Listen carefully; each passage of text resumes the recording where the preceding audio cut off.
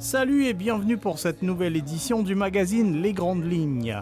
Du 23 mars au 6 avril 2025, Anari Hotel and Spa, en collaboration avec Airwind Arts, accueillait In Colorful Liberty. À travers cette exposition, la plateforme Airwind Arts rendait hommage à l'île Maurice et à sa beauté naturelle dans le cadre des 57 ans d'indépendance de notre pays. Rachel Lohan, Romain Govin, Roselyne Désiré, Amédéo Brelu-Brelu, Christopher Collin, Erwin Angeline et Daniela Eol signaient ses œuvres exposées à un point focal de l'hôtel. Airwind Arts proposait également un moment fort sous la forme d'une soirée live painting le 29 mars 2025 à Anari. Tout un éventail d'activités culinaires, artisanales et musicales à caractère bien mauricien accompagnait l'événement. Rencontre avec Erwin Angeline, fondateur d'Airwind Arts, qui nous en donne une meilleure perspective. C'est le deuxième partenariat qui me pensait Airwind Arts et ou même pu faire avec Anari Hotel and Spa. Alors voilà, dis-moi, comment un partenariat là déjà fini, perduré, et voilà comment l'idée de ça l'événement est en forme. Et déjà depuis l'année dernière, quand Airwind Arts prend forme, on fait une première exposition en duo, c'est moi-même et Roselyne Désiré. Et pendant l'événement, nous fait un live painting que nous invitons 5 artistes pour participer. Et c'était dans le but pour faire une deuxième édition. C'est voilà aujourd'hui, In Colorful Liberty, c'est avec les artistes qui étaient déjà là pour faire le live painting. Et il y avait Daniela Eol, Christopher Collin, et il y a aussi Romain Govin et Rachel Lohan.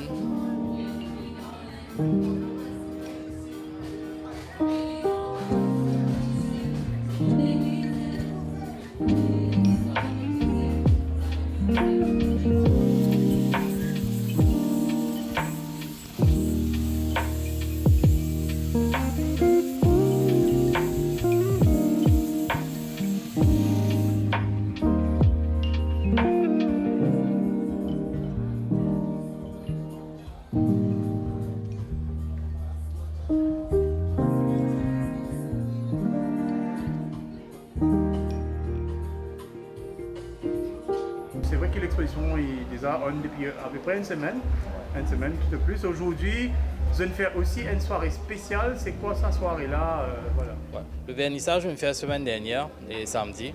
Et le but, c'est d'apporter un nouveau regard aux les expositions. Donc, nous avons commencé avec le vernissage, mais pour ne pas faire ça juste exposer et attendre les clients, les hot lovers venir visiter, nous créer un autre événement ensemble avec l'hôtel pour justement apporter plus de visibilité aux artistes et en même temps et aux plateformes.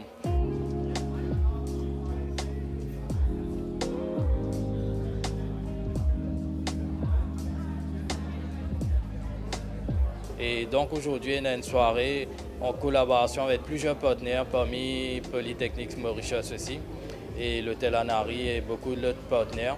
Et il y a beaucoup de live painting avec les artistes, live cooking avec les cuisiniers, tout ça.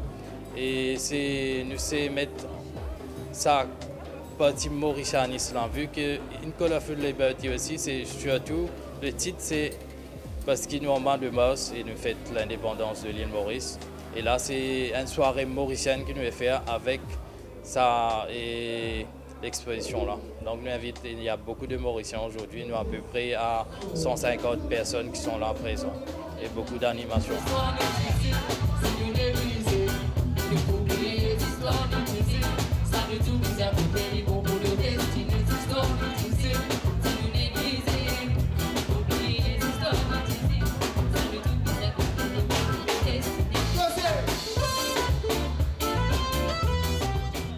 Déjà un événement il n'y a pas longtemps, l'année dernière.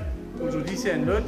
Est-ce que vous trouvez que finalement, un endroit comme ça, Anari Hotel Spa par exemple, c'est un endroit propice pour comment dire justement car toucher un public, peut-être pas le même public devant l'endroit habituel, mais voilà, est-ce qu'il finalement il y a un public de l'art à découvrir, à toucher, etc. Et pour vous dire que Zodi, même l'état nous guettait, Zodi, le vernissage c'était sous invitation, mais Zodi c'était une soirée open. Déjà nous avons beaucoup de personnes qui sont venues. Et ce n'est pas nécessairement la même personne qui nous peut gagner dans une galerie. Et là, c'est beaucoup de gens, des gens qui sont aux alentours et ils sont sortis loin et venus parce qu'expressément, ils ont cet événement-là. Nous avons découvert l'art dans l'hôtel aussi. Donc, le cadre hôtelier, il est servi pour attirer la personne pour venir voir l'exposition et chiller en même temps. Et donc, c'est une bonne l'ambiance qui nous fait gagner aujourd'hui ici. Et donc, c'est oui. Alors oui, et l'art doit être voyager, pas que rester dans une salle, il doit voyager.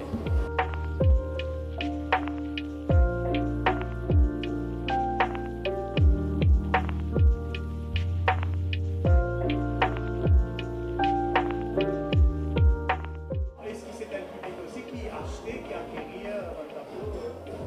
Déjà, et depuis l'ouverture de l'exposition, on fait pas mal de ventes, pas mal de gens qui sont intéressés et qui se sont intéressés à acquérir les tableaux. Oui, oui, ils ont acheté.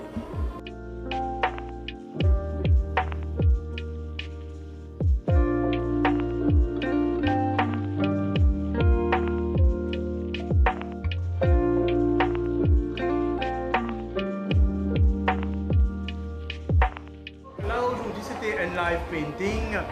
Et est-ce que c'est ce genre d'événement-là, est-ce que justement Erwin Hotz te propose différents moments comme ça, échange avec le public, etc. Et que c'est un projet comme ça qui fait des apprends en forme?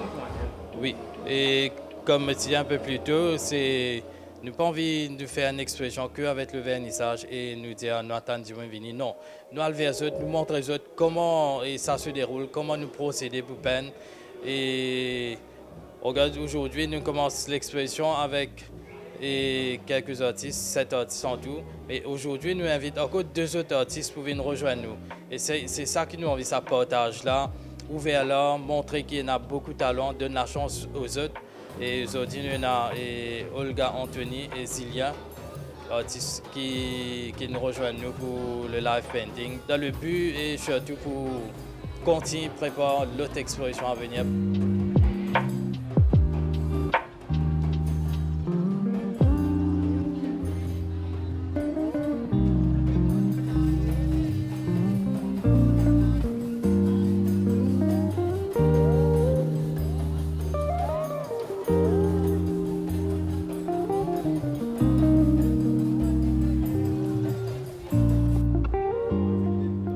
Les retombées sont intéressantes pour l'hôtel par exemple. Est-ce que c'est un partenariat qui vous senti pour perdurer encore dans... Voilà, Oui, en tout cas, oui, c'est très positif. Il y a un bon response. L'hôtel est content et la visibilité et le battage médiatique et tout ça, oui, c'est un truc vraiment positif.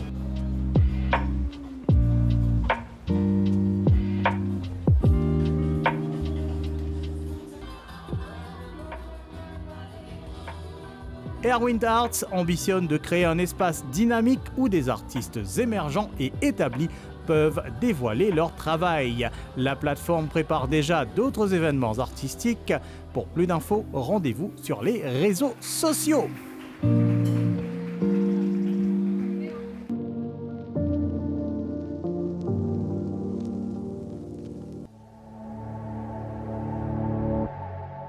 Nous enchaînons avec l'univers coloré d'un artiste bien connu qui se tient actuellement au Hennessy Park Hotel Eben. Depuis le 25 avril et jusqu'au 24 mai 2025, Pascal Lagesse, au style caractéristique baptisé Zaffaires, expose une riche production de peinture sur les murs de l'hôtel. Ses œuvres, relativement récentes, touchent une diversité de sujets qui interprètent au pinceau son monde intérieur et extérieur.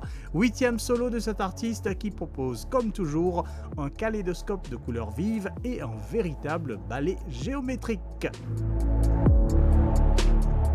Pascal Lagesse, parlez-moi de cette exposition solo qui propose un peu, qui construit votre monde utopique, intérieur.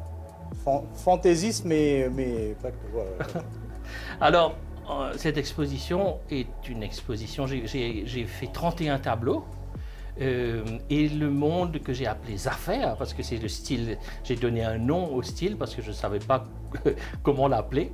Et en fait, mon monde à moi, c'est un monde, comme vous dites, utopique. Je sais très bien que ce monde-là n'existe pas, mais j'ai l'espoir qu'il existera un jour. Et c'est un monde rempli de couleurs, c'est un monde où tout le monde, allons dire, ça célèbre la beauté et la joie, le bonheur. Et c'est souvent, allons dire, quelque chose qu'on célèbre de moins en moins dans le monde où nous vivons. Et moi, c'est une peinture qui me fait énormément de bien. C'est une peinture qui, comme s'il dirait, me donne un certain espoir tous les jours. Donc c'est ça que reflète l'exposition.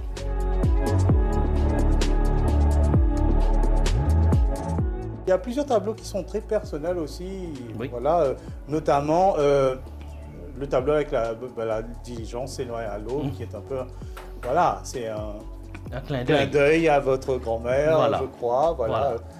Et voilà. J'ai fait ce tableau-là il y a quelques années, en fait, j'avais fait une couverture de livres pour elle.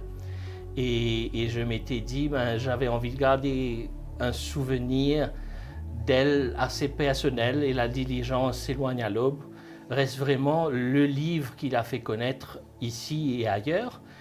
Et naturellement, ce tableau va finir dans mon salon parce que c'est quelque chose d'extrêmement personnel et je m'entendais très très bien avec ma grand-mère. Et je pense que ça lui aurait plu.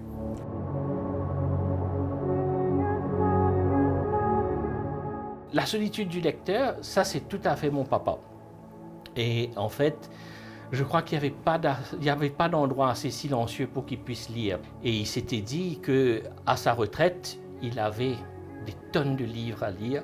Et je l'ai imaginé dans cette forêt d'arbres du voyageur, tranquille, seul et sur son fauteuil à lire le livre. Donc il y a des choses qui sont, allons dire, je crois dans presque tous les tableaux, il y a quelque chose qui me touche. Qui vient de ma vie, de mon enfance, qui vient de plein de choses, plein de sentiments qui sont là. Et c'est quelque chose que vous avez créé pour vous-même, en fait, cet espace de silence dans le brouhaha du monde, je ne sais pas. Oui. En fait, je suis sûr que tous les tableaux que je fais sont pour moi au départ. C'est un style de peinture, vous savez, quand je commence à peindre, je ne sais pas où je vais. C'est quelque chose qui est extrêmement intuitif, quelque chose qui vient avec il faut avoir de l'inspiration et je pense que si je ne le peins pas pour moi, je n'arrive pas à faire quelque chose qui va me toucher personnellement. Et j'espère qu'il touchera les autres après. Donc oui, c'est une démarche, je dirais, extrêmement égoïste.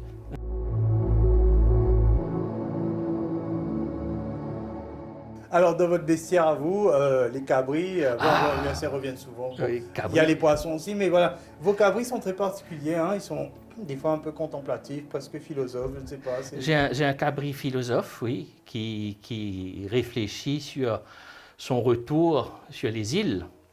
Un cabri qui a été déraciné de son peuple à un moment donné, du coin de Mire, et qui a été envoyé contre son gré à Maurice. Certains pourraient voir un rapport avec d'autres peuples, mais allons dire que ce cabri-là, il y avait quelque chose que j'avais envie d'exprimer dans ce tableau-là, justement sur les peuples qu'on a forcés à quitter leur maison et qui, aujourd'hui, restent déracinés génération après génération.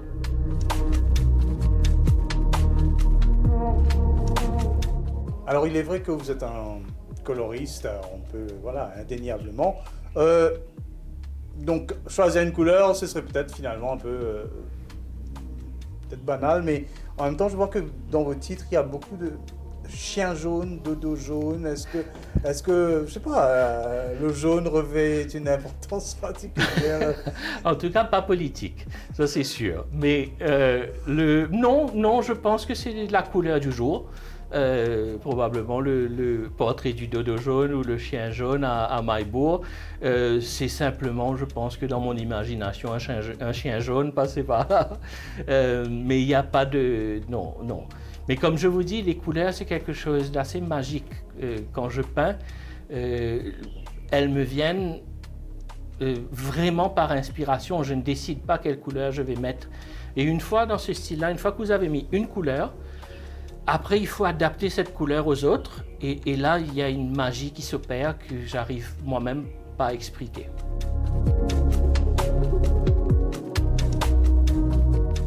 Vous peignez toujours les rebords, en fait. Oui. Pourquoi Alors, je trouve que ça termine le tableau. J'aime bien avoir cet effet. En fait, si vous regardez un tableau de loin, vous n'avez plus l'impression qu'il a un rebord. C'est-à-dire qu'il continue vraiment jusqu'au bout. Et ça, avant mon exposition de 2022, je ne peignais pas les rebords. Maintenant, je fais cette petite continuation jusqu'à la fin. C'est dans la foulée, parce que retrouver les mêmes couleurs dans ce style-là, il faut se lever de bonne heure.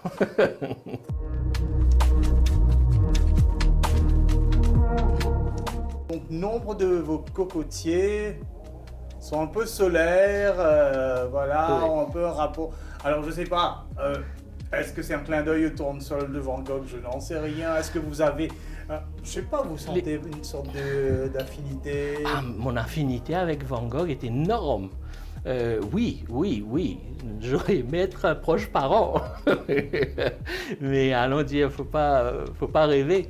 Mais encore une fois, après 2022, vous aviez vu mon expo en 2022. Maintenant, j'ai ma propre végétation, chose que je n'avais pas avant. J'ai des arbres qui sont ronds, carrés, triangulaires. J'ai les cocotiers qui sont de toutes sortes de formes. Et c'est vrai que l'influence de Van Gogh a été énorme pour le développement de ce style, parce que c'est un peintre qui m'a toujours fasciné par les couleurs qu'il choisissait, premièrement, souvent déconcertantes, parce qu'on ne s'attend pas à voir des juxtapositions de couleurs comme ça. Et je crois que c'est aussi une chose, la chose qui me touche aussi avec Van Gogh, c'est cette capacité qu'il a eue à essayer d'imposer son style, malgré tout, malgré les critiques, malgré tout ça. Et je crois que ça reste le combat le plus difficile pour n'importe quel artiste, c'est d'imposer ce qu'il fait. Et ça, Van Gogh, c'est le symbole de cette lutte pour ses tableaux, pour son style.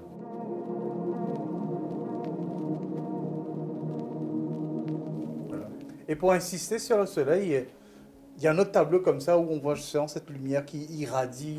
J'ai oublié de prendre le titre, voilà, mais c'est vraiment... Et là aussi, je vois qu'il y a voilà, des cercles concentriques. Donc, il y a une sorte de mouvement, des ondes, etc. La lumière est fascinante. J'ai travaillé à l'époque où je faisais de la peinture classique. La lumière était plus facile à faire en classique. Dans ce style-là, c'est beaucoup plus compliqué dans le sens que... j'ai à ma disposition que des formes géométriques pour faire, donc les lignes, les carrés, les triangles, etc. Et une de mes passions, c'est justement d'essayer de recréer cette lumière qu'on voit dans les tableaux plus ou moins classiques. Et ça, it's a lot of fun, en fait, de recréer des ambiances que l'on connaît, mais avec aussi des couleurs qu'on ne s'attend pas. Et la lumière, je pense, et l'ombre et la lumière, les deux, restent importantes dans la direction où les affaires vont.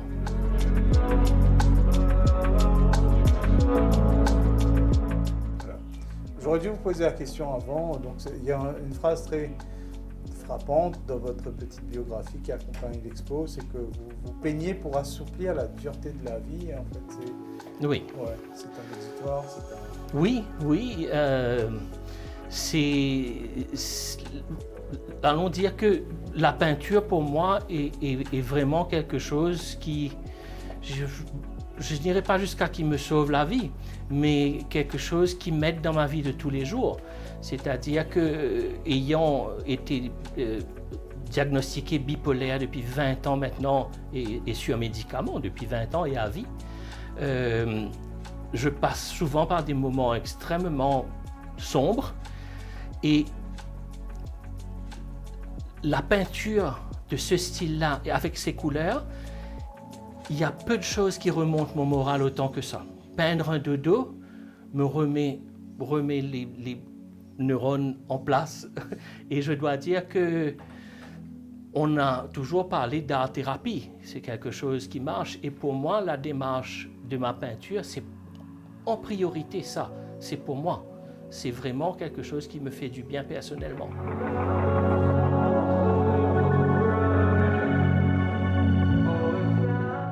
J'ai oublié de noter, mais ce personnage qui joue avec un chat, avec les cheveux roux, c'est vous hein, c'est pas... Ah, c'est moi avec à côté d'un pied-Jacques.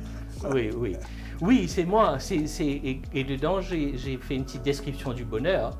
Et comme quoi, le bonheur, c'est quelque chose qui... Il ne faut pas le voir comme quelque chose qui dure dans le temps, une espèce de long moment. C'est une addition de plein de petits moments de joie qui font finalement qu'on est heureux ou qu'on ne l'est pas. Et le chat Harry, c'est un des chats qui était ici à la maison. Donc voilà, il y a un petit clin d'œil. La seule chose, c'est que ma barbe est rose, mais pourquoi pas? Peut-être un jour.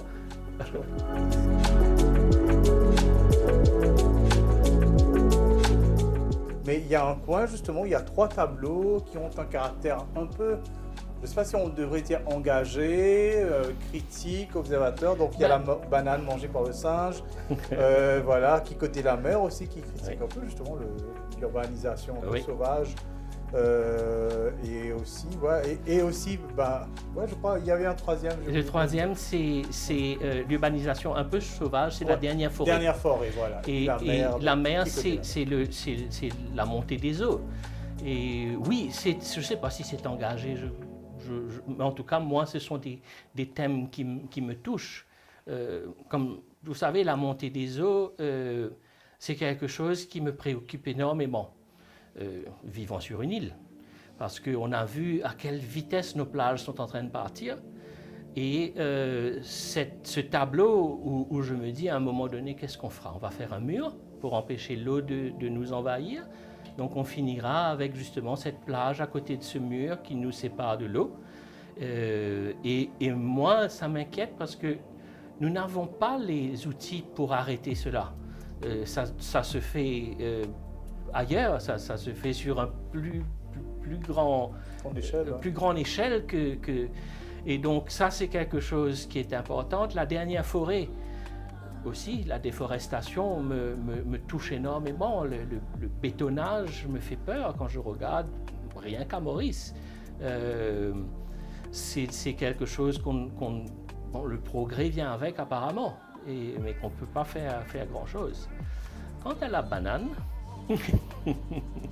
la banane, alors ça c'est quelque chose par rapport à l'art contemporain que moi personnellement me fait vraiment rire parce que je ne comprends pas. Que c'est ce peintre italien qui a collé une banane sur un mur et qui l'a vendu à 6,2 millions de dollars. Alors, vous savez, quand vous passez 3 semaines à peindre un tableau et qu'une personne colle une banane, ça fait mal quelque part.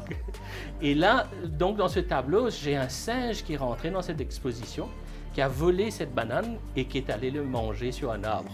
Donc voilà, c'est un peu un pied de nez à ce genre d'art que je ne comprends pas.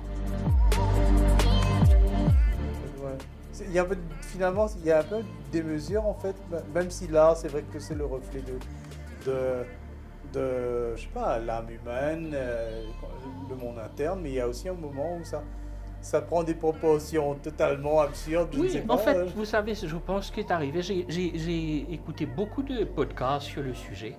Et en fait, je crois que ce qui est arrivé dans le monde de l'art, c'est que au début du XXe siècle, l'art était encore dans la main des galéristes et des critiques d'art. C'était eux qui décidaient qui c'est qui est bon, qui c'est qui n'est pas bon. Et puis c'est passé dans les mains des financiers. C'est eux qui décident qui va briller, qui ne va pas briller. Donc là, ça a changé complètement. Quand une personne vend une sculpture invisible à 18 000 euros, je ne comprends pas. Je ne comprends ni la personne qui ne l'a pas créée, ni la personne qui l'achète. Donc là, je me dis, il y a vraiment une très grande distance entre ceux qui continuent à peindre de manière classique et ceux qui partent dans un art incompréhensible.